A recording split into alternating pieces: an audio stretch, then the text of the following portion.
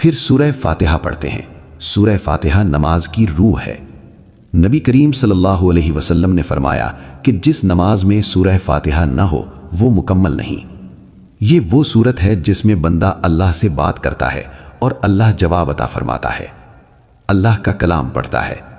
یہ وہ وقت ہے جب بندہ بولتا ہے اور اللہ سنتا ہے۔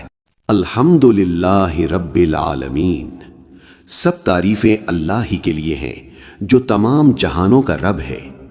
یہ شکر کا اعلان ہے، شکایت کی نفی۔ بندہ کہتا ہے، اے اللہ، حالات جیسے بھی ہوں تعریف پھر بھی تیری ہے۔ الرحمن الرحیم، وہ بے حد مہربان نہایت رحم کرنے والا ہے۔ یہ امید کی آیت ہے۔ گناہوں میں ڈوبا بندہ بھی جان لیتا ہے میرا رب ناراض نہیں، وہ اب بھی مہربان ہے۔ مالک یوم الدین، وہ روز جزا کا مالک ہے۔ یہ آیت ہمیں جواب دہی یاد دلاتی ہے۔ بندہ سمجھ لیتا ہے آج جو اختیار ہے وہ کل جواب بن جائے گا۔ ایاک نعبد و ایاک نستعین، ہم صرف تیری ہی عبادت کرتے ہیں اور صرف تجھ ہی سے مدد مانگتے ہیں۔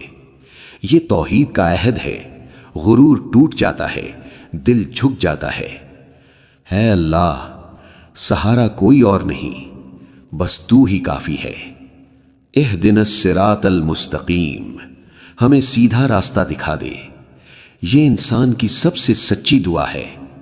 بندہ مان لیتا ہے، اے اللہ، مجھے راستہ آتا نہیں، تو ہی تھام لے۔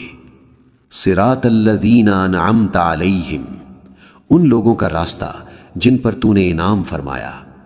اے اللہ، میری یہ خواہش ہے کہ مجھے کامیاب لوگوں کے ساتھ چلا، گمراہوں کے پیچھے نہیں۔ یہی راستہ محمد صلی اللہ علیہ وسلم اور ان کے سچے ماننے والوں کا ہے۔ غیر المغضوب علیہم ولا الضالین، نہ ان کا جن پر غضب ہوا اور نہ گمراہوں کا۔ یہ آخری وارننگ ہے۔ بندہ کہتا ہے، اے اللہ، علم ہو کر بھٹکنے سے بچا اور اندھا ہو کر چلنے سے بھی۔ سورہ فاتحہ شکر بھی ہے، دعا بھی ہے، ہدایت بھی ہے اور عہد بھی۔ اسی لیے کہا گیا سورہ فاتحہ پورا قرآن اپنے اندر سموئے ہوئے ہے۔ جو سورہ فاتحہ کو سمجھ کر پڑھ لے اس کی نماز صرف ادا نہیں ہوتی، زندگی سنور جاتی ہے۔